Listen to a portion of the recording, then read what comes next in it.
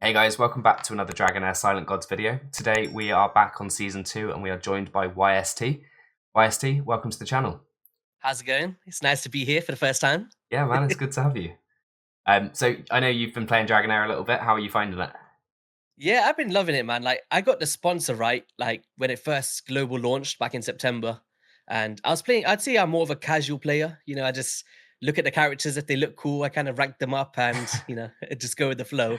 But I think in season two, I'm kind of starting to form a team and understand the elemental like pairings and how much of a value they're having and stuff. So today Yeah, should be a really cool discussion. yeah, they make such a difference, and what we're going to talk about today in this video is how important that is right now, because as you know, obviously at the start of the season, you get 6 days where you can reset your heroes back to level 1 and get all of that resources you've put into them except for skills back. Yeah. So that's coming to an end very soon. I think it's about 18 hours left on it on my account. So I started on the day of season 2 launch. I know you've got an extra day, I think. Um, Yeah. so yeah, that is coming to an end. So now's the time where you need to really think about what heroes you want to use and lock them in before you can't reset them anymore. So what we're going to do is we're going to talk a little bit about the decision making process of that and understanding what you need to make sure you've got before that reset hits and what you can kind of let slide and worry about later on. Yeah. So in terms of the teams that you're building, I know you're building Ice and Radiant, so am I. Hmm. So what I'm making sure I'm doing is that I've got enough single target damage and enough AoE damage, as well as obviously tanks and supports. So I've built my Garrus as my tank for my Ice and Radiance team. I know I think it's Lucian you're building. Yeah. Yep. So as well as that, Jillian is my healer. So I mean Garrus is doing a lot of healing as well, but Jillian is my soul healer. So she's also dealing with debuffs. She's giving me defense up. So that's the core of my team for both my AoE team and my single target team. So the reason I'm doing that is because there's so many different areas of the game that you want to worry about pushing. So you've got Goblin, you've got Vortex, you've got all of the dungeons that we're going to be experiencing, and obviously the adventure quests. Hmm. So having the ability to have an AoE single target team just means no matter what I'm going to be facing, I've got something to work around that. And Yeah, that's definitely something that I'm gonna be having to focus on as well. Like, I think we got a very similar mindset in terms of who we're going with. Like, the difference is just my tank in Lucian, yeah, whereas you went for the other one, and I'm also using Jillian. yeah. Um, she's so powerful, man. I've not fully booked mine like yours, See, I only but booked mine she's today, crazy. so Oh, ooh, now you tempted me. I got a few tomes there. I'm like, ooh, is Jillian the one that we throw her into? so the reason I booked her is she gains a hell of a lot of healing from her books, but also the skill cooldowns. So Yeah. I obviously this season I'm going to be using her in Vortex, and I need to make sure that she's on a 20-second rotation to make sure she can heal at the same point of each rotation of the boss. Hmm. So without either having a load of skill haste or having these skill scrolls in her, you're going to really struggle. You're not going to be able to do that at all. So I made sure I booked mine to get her down to a 20-second cooldown on her ultimate.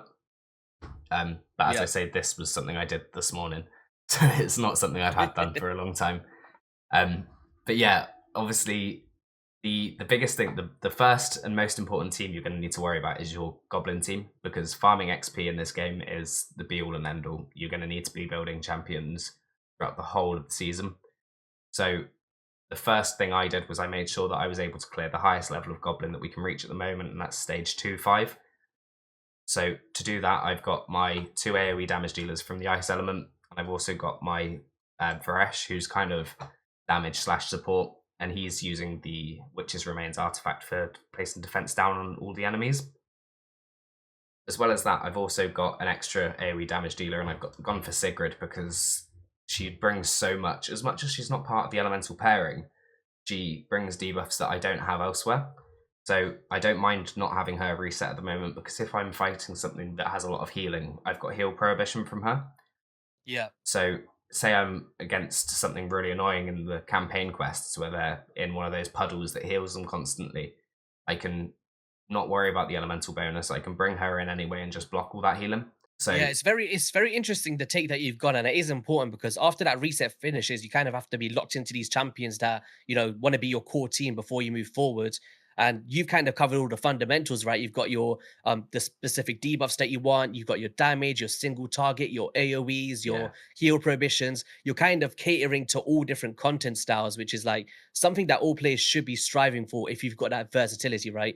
Yeah, It's exactly. very interesting because even me in the last season anyway, I was kind of just focused on, who does the most damage, or not really the synergy behind it of, or considering all different content styles. But Yeah. when you start thinking about the vortex, the dungeons, the open world, the season quests, you kind of need all of these fundamentals, right? Yeah, exactly. So, like, the biggest thing is obviously you need somebody who's going to be able to tank for you. I've gone for two different Yeah. options. That's because some areas I might decide I want to use two tanks. I can drop the idea of the elemental bonus. I can use two tanks together. You're Hmm. going to need healing. Both of my tanks provide a lot of healing, but I've also got a dedicated healer. I've got Hmm. two types of damage. So I've got and single target damage both separately. So I've gone for Ice Blast for single target. I've gone for Frost as AoE. As well as that, I've got a support who does some healing, does some debuffs, does some good damage in Varesh.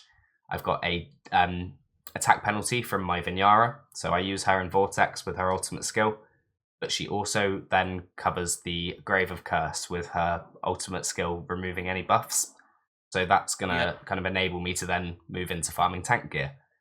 Um, Oh, and that's good that you maybe maxed up Vinyara then, because I pulled in the last season and I just kind of side benched her. yeah, And you're like, oh, she's rank up the so good. Vinyara. She That's cool. It's not just Grave of Curse that she's good. She's literally universally good anywhere. But Yeah. as well as that ancient battlefield, so it places a stun on your furthest um, enemy, furthest ally. So Hmm. if you have her at the back, she's actually got a passive that she's immune to control. So when you either resist or block that stun that the boss places on you, it puts a damage buff on the boss. So you get to do like 50% more damage to him. Yeah. And she's a cheat code for that boss because obviously she's making it so that he can never stun her. It's always going to target her, and you're just constantly getting that damage bonus without having to worry about building an insane amount of resistance on your tank. Hmm. So yeah, Venyara kind of instantly won a place in my kind of pre-reset team or post-reset team because I will use her in a lot of places. Um, 100%. and as I say, obviously I did build Sigrid for the heal reduction in case I need to, but Yeah. So do you know, for players that don't have, a wide range of legendary champions that we're kind of speaking about? yeah. Of course, we've spoken about Sigrid, we've got what's the name, Voresh and stuff, and Frubar. Is there any other kind of champions out there that you would consider building if you didn't have access to these legendaries Yes, for other so players? if you're kind of just starting out the game and you're looking to build a team, if in terms of healers, you start with an incredibly good healer. So you get Hexandra at the very start of the game. Oh yeah, she was great. Yeah. And there's a lot of good rares who are able to do a really good job. I've got a video talking about, in my opinion, the best rares of season one. But Mhm. there's Irina who removes buffs. She does attack penalty, but she also does good AoE damage. There's Enna who's a cleanser for you. Oh, she There's was huge in Famianda. Do you remember that poison one? yeah, I had to use Anna. yeah, she's really good for it, and she's still Yeah. good for the new boss as well because of the hit recovery she places. Because every Yeah. time you're healing, you're reducing the stacks that you've got from the boss. Um, so having somebody who can heal very frequently, like her ultimate skill is recovery over time, each tick of that is going to take a stack off the boss or off the debuffs on you. Mhm. So as much as you can't cleanse them, effectively you are cleansing them by having somebody who can heal as frequently as she does. So she's really strong to remember to obviously bring into your teams. Uh, damage wise, there's so many good options. There's Eli, who's a poison damage dealer. He does a lot of damage. There's kind of buff controllers like Grover and I think it's Girana. So these two are really good for Grave of Curse. There's honestly so many options from rares and of course epics as well that can tick off all of the jobs that you're looking to do. Granted, I'm obviously in the position where I'm into my second season now. I've got a lot of legendary heroes. I won't lie, I'm not free to play. Um, but there are lots of different options that you can bring into your teams, especially Yeah. if you are going for Ice Blast. The new Ice Blast epic, Gerthin, does so much damage. I ran a few tests and she actually can keep up with my Beldel. I think she's maybe like 10% less damage or something, but huge potential still. What is she? She's single target or AoE? So she's single target. So all of the Ice Blast heroes they basically revolve around single target damage. Single target. Yeah. Yeah, So, that's interesting. So wait, in this season, right? I need to ask you a question. yep, Is Lola top tier? Because I love Lola. she always will be. She's she brings so much for. I don't have her, unfortunately. It was weird because she was like one of my first epics that I pulled, right? And do you know when you just pull something at the start of a game and you just hold on to it? Yep. And I feel bad I've not ranked her up this season so far. It's like, Well, I don't know. you will do because I know you've got some really strong poison tanks. So you've got Urganda. Yeah. So when you start to kind of branch out into a second element pairing, I can almost guarantee you that leveling her with your Urganda is kind of perfect because you're going to have a tank, you're going to have control, but she can also deal really good damage. She brings more attack penalty for you. She honestly, she ticks so many boxes that if I had her, I'd level her in a heartbeat. If I was Yeah, no, building a she's poison great, lightning man. team, Without Lola, there was so much content in the last season I couldn't beat. yeah. It's just so much control for those waves. Do you know what? I had to make a budget version of her because I didn't have her for Pillar of Trials. I used a Irina and a stun set. Wasn't quite as Okay. effective, but yeah, she just brings so much control that it's really Well, I hard had to. her I don't think there's the defense penalty anymore, but in the last season, I had that defense penalty for the accessory piece. Yeah, And the then, artifacts are still there. You've still got them now. oh, okay. So they don't I get thought that one reset. was maybe removed. Okay. No, so it's still there.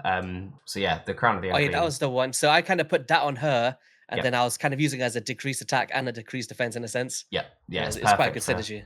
Yeah. Obviously, if that's only a single target one, the epic one. But if you get the hands on the legendary one, she has a chance to place it on all the targets she hits. So yeah, Ooh. she is incredibly strong. And like I said, if I had her, she would go into my poison and lightning team without any shadow of a doubt. Okay, that's it. That's my next one I'm ranking up now. Yeah, well, you've got your ice team sorted now, so it probably is time to start looking at a second element pairing.